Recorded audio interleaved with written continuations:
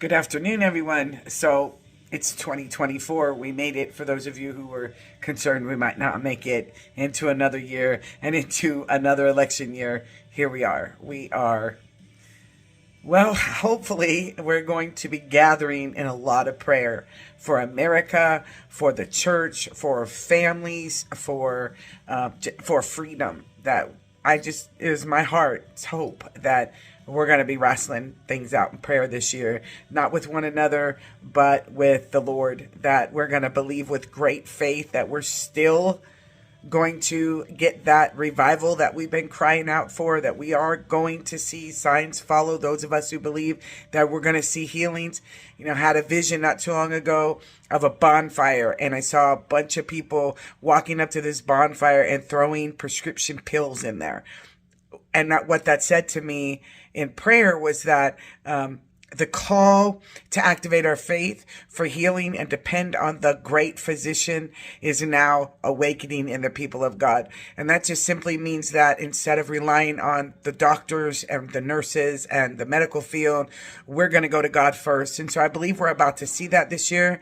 Us and our small body of people are starting a 21-day Daniel fast on the 7th, tomorrow evening. And feel free to join us. We'll just be posting some things out there about prayer, but we're going to be praying for revival, for the nation, for the election, and of course for personal things in the body of people that we know. Meantime, tonight I'm going to be talking about how every door of opportunity has an adversary. And I want you to be encouraged that as we're hearing, and maybe you haven't heard, but a lot of us are hearing, this is the door of opportunity. And I believe that. I believe there's always a door of opportunity, but this year is prophetically significant to that. But simply, what does that mean? It just means that, as Apostle Paul said, an effective door has opened up for him to go out and preach the gospel. And so this is something we should be praying for, that effective doors, in other words, doors that are in the right timing and we're aware of it, have opened up for us to go out and preach the gospel, or to pray healing for somebody, or maybe it's a personal door of opportunity, of advancement in your job, or start a business, or whatever it is, whatever you've been praying for, whatever you believe in, whatever you're believing for. We're going to talk about that tonight, because there's always going to be an adversary there waiting to stop you from going forward. But thankfully, the God who is in us is greater than that is in this world, which means we can overcome every adversary. So I want to teach you tonight how to identify the adversary that's waiting and crouching in your door, and what to do about it. Do you just step over and ignore it? Do you confront it? Do you let God deal with it?